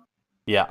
Yeah. What the fuck is this? Google's countdown will be a keynote speech at 10 a.m. on March 19th in South San Francisco. I don't know if this is going to be televised or streamed, but hopefully I'm going to mark my calendars. We'll talk about it. It's coming up soon. So we'll see. We'll see what Google wants to do. I mean, what are the possibilities, though? What could it... I don't know. They got a lot of money. Are they going to make their own games? Are they going to hire companies to make the games and then publish it? I don't know. I don't know what the fuck the situation is, but they put a bunch of money aside for video games. So you're... Okay, what is this? This is another Jason Schreier article. Google is planning a game platform that could take on Xbox and PlayStation. Interesting. So console wars. So people are talking about PlayStation 5 and Xbox 2, and these motherfuckers are like, what about Google Game or whatever the fuck? They're going to call it something like that. Google something. Then this is going to be GG. They already have Google Play, so they can't do that. It's got to be like Google Gaming or something like that. Google Console. I don't know. Yeah. The Chrome Station. Hire me, Google. I get it. I was gonna say I get it. A-class names here. All right, so there it is. We'll let you guys know what the fuck that's all about. I mean, it's all speculation. I don't know exactly what it's going to be, but I feel like if Amazon and Google put money into it, something good will come out of it, no matter what. So it's good. All right, next piece. They usually are very good at their investments. So yeah. Oh man, did you guys fucking see this? So Adpocalypse 2.0 happening. Hell yeah. Nest. Hell yeah. Yeah, so Nestle, Epic Games, and Disney have all pulled their ad revenue from YouTube because I don't know if you guys saw it. It was on top of Reddit. Yeah. Okay, so there's this. It's been talked about before how there's this like. It's been going on for a long time. Pay Money Wubby's done videos on it Yeah. before. Other people have until finally something has happened. Yeah. Go ahead, Zar. Explain. The videos involving children, essentially, in very odd ways. So there are these like little underage girls. They're making videos. They're very innocent videos of them, like, you know, eating a lollipop or stuff like that. And then in the so that's just like objectively nothing's wrong with technically with the video. Yeah. So this is how it goes. The guy that made the video, the first thing he would type in YouTube is like bra unboxing, like a bra. And the reason he did that is because it kind of has a sexual nature, but not really. It's just like like, oh, look, check out this bra that I have. So he wanted to show how many clicks in the suggestions it takes for the algorithm to start pushing softcore child porn at you, quote unquote softcore child porn. So well then. he, one of the suggestions was like, hey, check this out. And then after that, the second suggestion was a little girl, in front of her camera and talking or whatever. Then once you click on that, all the suggestions, I mean, every single one from the top to the bottom is all little girls, in front of their camera, in shorts, in a skirt, eating lollipops and stuff like that. And then in the comments section is timestamps of people saying like, hey, check out at this time. When you click on it, it's the little girl opening her legs, or like the little girl putting her hands up, and then like you could see her shirt come up a little bit. And then and then there's people writing in the comments like, oh, she'll be a good mother one day, like really creepy pedophile shit. And then there's cryptic messages between people, talks about trading kids. Yeah. All kinds Jesus of stuff. All kinds of Christ. stuff. Like in different languages. And the fucked up part about this, where YouTube is kind of complacent in this, is their algorithm is suggesting more of those videos. Of course. So these guys And they're monetized too. And they're all monetized. Yeah, exactly. And like there's like a Disney commercial and stuff like that in between all these things. So it's facilitating these, softcore child porn videos, or I don't know what to call it really, but yeah. So this the downside of AI learning by clicks. Yeah, but it's obvious. What he proves in the video is YouTube knows about it. They know. I'm sure they do. Yeah. Well, they can't feign ignorance. That's the whole point, because they have taken steps to. What they do is they block the comments. They block all comments, but the suggestions are still there, and you can still see the videos, and it's still monetized. Yeah. So in the end, they're like, this is wrong, but we're making money off it. So yeah, I was gonna say it's making money. It's Why would they're they? They're gonna let it keep making the money until it stops making the money. yeah, which is now, I guess. So so we'll see exactly what happens from this. But this goes from last episode. We were talking about how Deadmau5 being banned, and I was like, oh, he'll probably get banned from YouTube, and you guys were like, nah, man, YouTube lets you do whatever the fuck you want. Yeah, I mean, apparently, dude. Yeah. So yeah. Yeah, so it's all bad, dude. Yeah, we'll see. YouTube, the Prince is saying YouTube is going to say, oh, we didn't know about it, but they can't say that because... Well, they will. Yeah. Yeah, they'll still say it, but They say it, even like, though they're lying to their teeth. But it's like, you can't do that, but then why did you block the comments on these videos? Because you obviously knew something was going on. You know what I mean? Right. That's why you blocked the comments. it's probably going to be shoved off on whoever did that, whoever blocked those comments and took those measures but didn't go all the way. Yeah. We weren't aware of this or the scope of it, and we were taking, measures. It was just this worker who did it, not us. Yeah. I mean, it's creepy shit. It's on YouTube. It was on Reddit. It was like the top post on Reddit. I forgot the guy's name that did it, but yeah. It's nothing new, but now they're finally taking action. All right. Next piece of news. Let's do this first because we'll end on a good note. Guild Wars 2 developer ArenaNet plans for massive layoffs. Uh-oh. This was right after they had told people at Blizzard, hey, if you guys, lost your job, we're looking for artists and we have some positions open.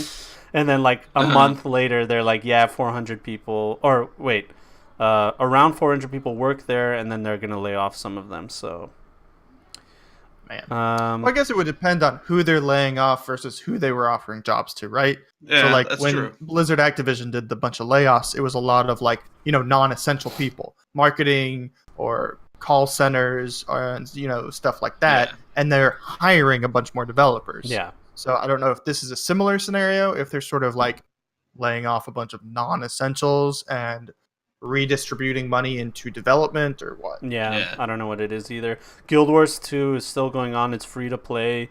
They've made a new expansion recently, maybe last year.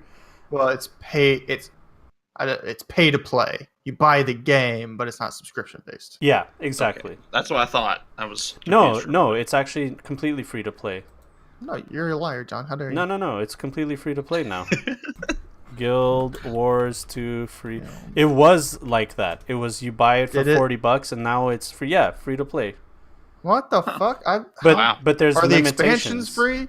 There's How limitations. are they making money? The expansions are not free. There's microtransactions up the ass. The in the game. expansions are not free? Okay, good. Because I was like, I bought all the expansions. I'm mad. Yeah, no, the expansions are not free, and there's microtransactions up the ass in the game. Yeah, but who cares about For that? all stuff that you can grind without buying, but like it's like if you pay it helps you, Okay. It's like a time management because- thing, you know what I mean? Yeah, because that was my question: is how are they making money if it's free? And that answers that. Okay, the expansions are still paid, but you can get the base game for free. Yeah. Base game for free, and then I think there's limitations to the level, like max level and stuff like that. I'm not exactly sure, but it's kind of like how WoW is, but a lot more open scope. Because WoW is like first 10 levels or 20, and then after that you have Something to like that. buy it or whatever. So, yeah. But yeah, that sucks. I knew a guy that worked at ArenaNet when Guild Wars 1 was developed, and he told me that it was one of the best places that he's ever worked. They would drink beer at their desk and hang out, and it was a really chill environment. And so the CEO of Korean publisher NC Soft West, which owns ArenaNet, emailed employees, our live game business revenue is declining as our franchises age. Delays in development on PC and mobile have created further drains against our revenue projects, blah blah blah, so we're gonna lay people off. At least that's straight to the point, man. Yeah, That's not fucking. they're not trying to hide it at least. Yeah, they're like, hey, They just said, here's the issue. This is, some things got delayed. This is revenue's down. So we're chatting to people. yeah, that's Yeah. it. There's no crypticness about it. Yeah, there is no, hey, we made a record amount of money. Yeah. Come on, man. That was fucked up, dude. Even though, that just shows you that they don't give a fuck about the common man, which is not Oh, remarkable. yeah, none of these companies really do. But it's kind of, that's so fucked, dude. That's so fucked. All right, the last piece of news. Nintendo of America president Reggie Fils-Aime is retiring, which is crazy because he's not Rest in old. peace. Rest in peace. He He's dead. he's been there dead, since when? He took 2004. No, that was when. Yeah, 2004 was when No, he I was in think the you're right, public yeah. eye. That's when. Yeah, I don't know how long he's been president of Nintendo of America, but he's been around for a long time. Yeah, Yeah. and I don't really know exactly what his role is, other than being like the guy that wears the Mario hat in conventions. But yeah, a lot of people actually like him. There hasn't been any shit talk about him. People thought that he was a good CEO. And he's moving on. I don't know who's taking... Oh, yeah. This was the cool thing. The guy taking over his position is named Doug Bowser, dude. Oh my god, you gotta be fucking kidding me. Did he legally change his name for this or what? I guess, maybe. I don't think so. That's absolutely amazing. It's fucking- Can your name be copyrighted? Dude, how are you going to let Bowser take over your company, dude? He's the bad guy. So Depends on which theory you go with. yeah, so Doug God, have Bowser, you seen some of those? marketing man Doug Bowser. So there's a lot of memes about Bowser taking over fucking Nintendo and shit like that. But yeah, legendary. Bowser is the best character in Mario Kart. Dude, he's the only one that...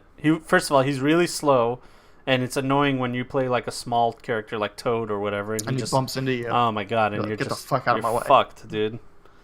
Like it's already not bad enough. But let's see. Is there anything else here that's worth mentioning? Not really. It has been my great fortune to work with and be mentored by Reggie for 4 years at Nintendo of America, Bowser said. and and then he continued to say that Princess is not safe. And rest assured, we will continue to build on his work to evolve and expand our brand, blah, blah, blah, make Nintendo great again. Yeah, we get it. Yeah. We get it. Man, I don't know why I'm just really disappointed in this man's name. It's bothering me. Disappointed? It's amazing, dude. What do you mean? I mean, where else is he going to work? What else is he going to do, dude? I can imagine that job interview, dude. It's like, so your name is Doug Bowser. Well, all right, well, you're hired. You know? First of all, the top Google search for Doug is Doug Bowser. Yes. That's right now. absolutely amazing. Let's see how he looks. Does he have spikes coming out of his back? I mean, He's bald. Dude, he looks like Bowser. Come on, man. How does he look like Bowser? He's just a bald man. He used to dye his hair. That doesn't exist. The back of his head. Right. There you go. Yeah. Doug Bowser and other people whose names perfectly fit their jobs. This is the article we needed. I just don't understand. Like, this is so weird. Like, how is this possible? It's great, dude. It's fucking great. Dying on the inside. No. This is awesome. Wait, where's the list? You fucks. What other people? They debated you. Clickbait as fuck. Zoe Hamburger, who is the field marketing officer at McDonald's. Nice! Louise Story, who is a reporter turned editor of newsroom strategy at the Wall Street Journal. Not okay. This guy, BBC featured a water research center representative named Andrew Drinkwater. Dude, yes. A clinician named Dr. Hertz. Yeah, okay, that's not that bad. He's a pain medicine physician. And then Summer Rain Oaks is an environmental advocate. And in 2010, the New York Post ran a wedding announcement for a lawyer named Sue Yu. I love how these people are basically walking puns. It's the best. Yeah. Jesus Christ. English romantic poet William Wordsworth. ABC News meteorologist Amy Freeze. Dude, is your fucking dad Arnold Schwarzenegger in the Batman movie? Right. English plumber named Thomas Crapper, dude. It's Crapé. It's French. And then he had patents that improved toilets and plumbing system. Good for him, dude. It was his. Good job, Mr. Crapper. An Austrian psychologist, Sigmund Freud, whose last name means joy in German, developed the pleasure principle theory. Oh, okay, yeah, no. Well, we knew that. No, the best one was Drinkwater, dude. Drinkwater. Andrew Drinkwater, and he's a fucking water research center representative. That's amazing. Yeah. So there you go. Yeah, Summer Rain Oaks is the most hippie name there is. I know, dude. I know. There's a lot of there nowadays, man. That's what I was saying. I was telling wife, Donnie's gonna go to school, and his fucking friend is gonna be like, oak tree and shoelace and fucking whatever the fuck these. Oh, you do live. Yeah, dude. In the most weirdo out there state. Oh John. my god, man! Wait, where do you live, John? I live in California, so. Oh, yeah. Well, yeah. All right. It's where you That see explains that. you hear a lot of people starting their sentence with "I feel that," stuff like that. So, but that's it. That's it for the news, guys. Good job. We did it. Almost 2 hours. Oh man, Ethan, thank you so much for joining us, man. You're Always, looking good. Your YouTube videos are good. You did a great job on the podcast as usual. And I just want to let you know that we are hardcore supporters of your hardcore lifestyle of roleplay. All right, that makes more sense with the little additive there. So you have the I floor. appreciate it. Please plug anything that you have. Your Patreon, your YouTube, whatever the fuck. Everything. Jesus. I could just post all the links, I suppose. Or you're streaming. Do you have a streaming schedule? Do you do live streaming? I've been considering starting streaming on Sundays. Okay. It's a new format, though, because I don't know how I'd fit roleplay into it. So it might just be me playing games. I don't know yet. We'll see. Mm-hmm. So there is that. I have Twitch, Patreon, Facebook, Twitter, Discord, Insta, Snap, Damn, World dude. Anvil. I don't know. There's all. Yeah. Do you have it exists. do you have a premium Snap where we can get your butt pics? No, unfortunately. Oh man. You gotta sweet talk me for that. Sorry, John. Okay, you got it. Well, yeah, you guys check out his YouTube channel, subscribe, or you're dead to me, and make sure you guys check him out. I'm telling you, it's really good to go to sleep to. His YouTube videos. I recommend it. I really don't know if that's a compliment, but I'm gonna take it. It's as a one. compliment, dude. And hey, a view is a view, dude. All right. Hey, it's true. All right, fair enough. What if you're like Let's see if this the works. best fucking? Oh, nice. There we go. Patreon, There we go. Twitch, Facebook, Twitter, all that stuff's in there. I'm gonna put it in my Discord too. Let me copy paste this. Boom. EMBlevins, baby. And then yeah, that's it. Czar, anything you want to plug? Not shit, boy. Not shit. All right. Every day, 3 p.m. You guys already know Pacific Standard Time. I'm on this same channel.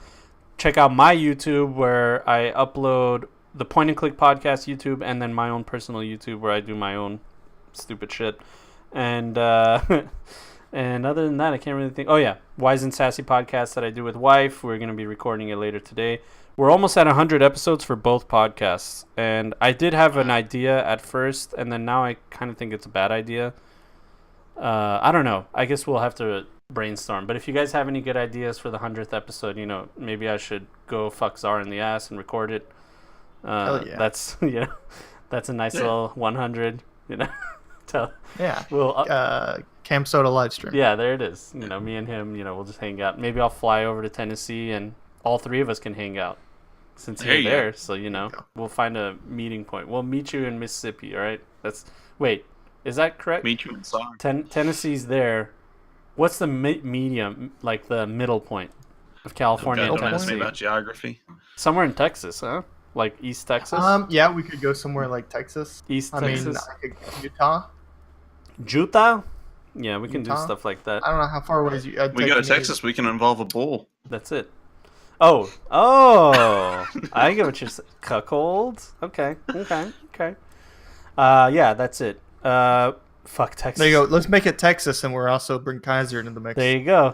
There you go. There you go. We'll have Kaiser, and then he'll have his own little. We should have him have a segment of thoughts of Twitch or something like that. Dude, he is. You guys don't understand. Kaiser has a lucrative business going on right now of translation, dude. But Yeah, that's fucking hilarious. we'll get into that some other time. But anyway, thank you guys so much for being a part of the podcast. Ethan, I really appreciate you, man. Seriously, we'll have you on again. And I'd look forward to it, man. yeah, can't wait to hear more of your stuff. Next week we're supposed to have Vessi on, guys. So Vessi's big and famous now. Big now. He's big boy. He's a streamer big boy now. streamer now. Tim the Tap Man hosted him. He didn't get a partner, unfortunately. He was denied. What the fuck? I How do know. you not get partner? But it's okay. It'll come in time. So I told him to Yeah. keep plugging away at it. But he'll be on next week, and we'll talk to him and all that. Make sure you do the subscriptions and follows and all that for everybody. All right? Thank you guys so much. Have a wonderful week, and we'll see you guys next time. Goodbye. Yep. Yep. Ladies and gentlemen, welcome to the Point Click Podcast. Czar Salesman.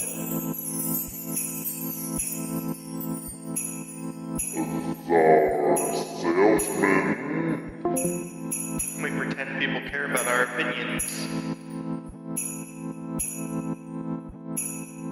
We pretend people care about our opinions.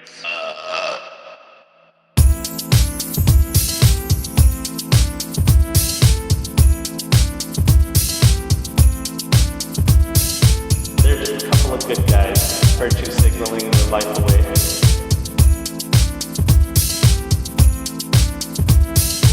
It smells like wet dog.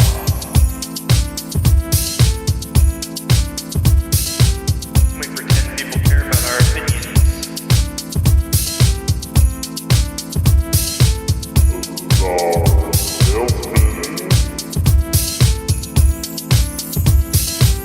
We pretend people care about our opinions.